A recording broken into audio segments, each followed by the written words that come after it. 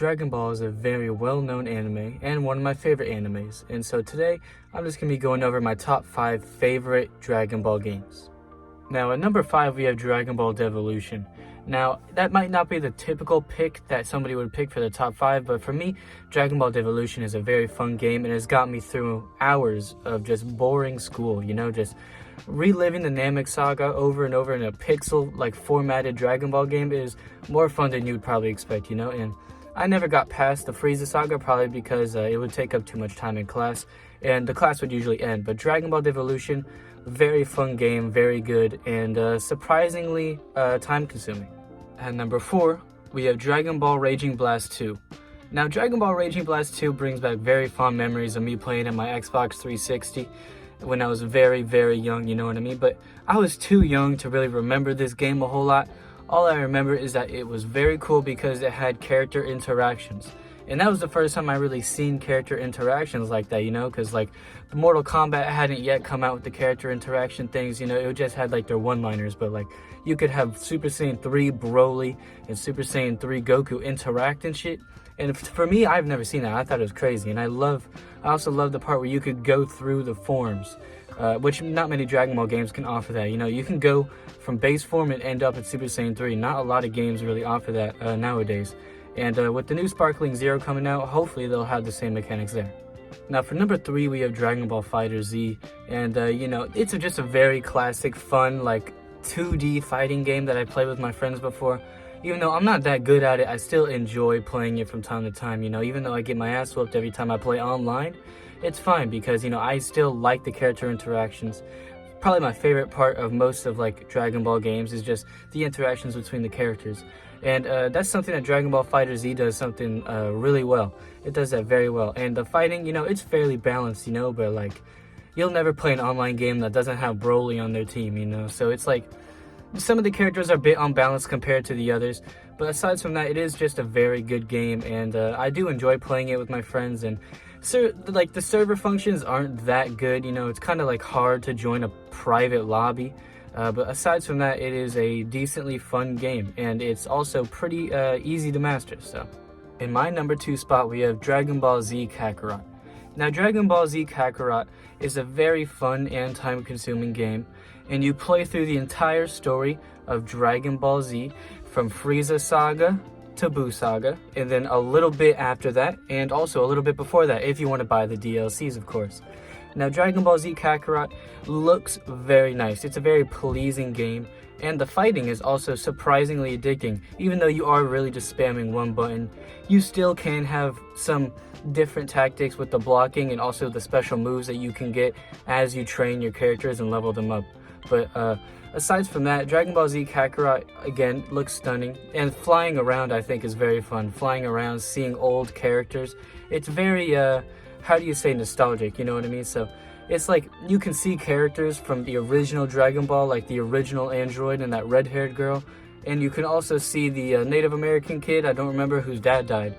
Which is just a very kind of unexpected thing that I thought was very entertaining when I played. So, and also the cutscenes are absolutely amazing, right? Because the cutscenes are it feels they're well I don't want to say animated, but they're well captured.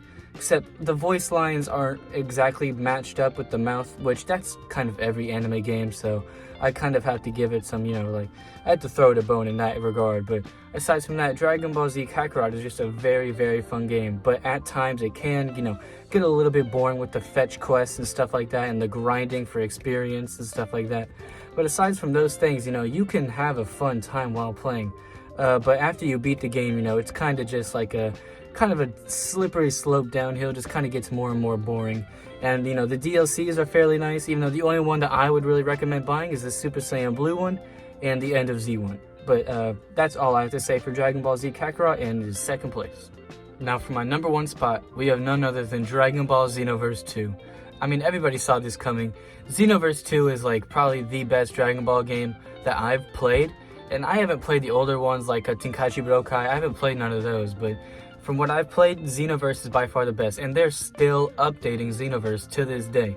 So, I mean, once Sparkling Zero comes out, they'll probably stop updating it, but until then, we're getting so much content as of right now with the whole new characters like the the new Vegeta, supervillain Vegeta, the new Super Saiyan Rose supervillain, and supposedly a new Goku with blue hair as Super Saiyan God, and plus you get pregnant Videl, which is very weird. Now you can beat up pregnant women in Xenoverse, which is, you know, it's a decision they decided to make, you know. And then also Terminate Power Android 18, I think.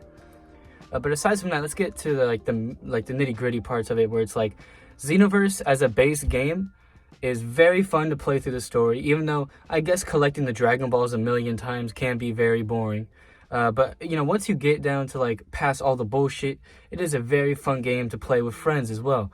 Once you reach, I believe it's level 20 to do online matches, like, they do parallel quests, unlock custom characters and custom, like, rewards, stuff like that. Like, you can customize your character with the stuff you get from these, from the parallel quests and stuff like that. That is a very, like, fun thing to do with your friends. And even though it does get a bit boring grinding just to get one move, you know, even though if you get it Z rank, it's still not like 100% confirmed that you'll still get whatever you want. But I think that's also kind of addicting, you know, where it keeps on like drawing you back and like, oh, I really want this move, so I'm gonna keep on.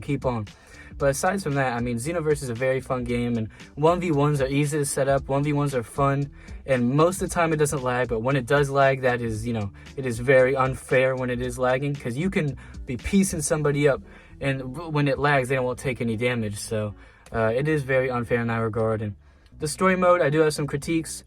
Whenever you defeat or about to kill a boss, they won't die because they still have voice lines to do. So I've almost killed a boss so many times, but just because their voice lines haven't gone fully like through, I can't kill them because they are invincible, because the story needs dialogue. And if it didn't need dialogue, then you could beat the game easy. But I feel like where most people die is where they just keep on talking, and they're like immortal at that point. Like with the Zamasu fight, you have to wait for him to talk for so long, and you just have to you have to take his punches, and at that point you should just try and run away. But aside from that, Xenoverse is by far my favorite Dragon Ball game, and I have huge hopes for Sparkling Zero. The trailers look amazing, and it's gonna be a great time once it comes out. And that's gonna be it for this video, guys. I hope you liked it. I hope you enjoyed my top 5, and I'll see you tomorrow.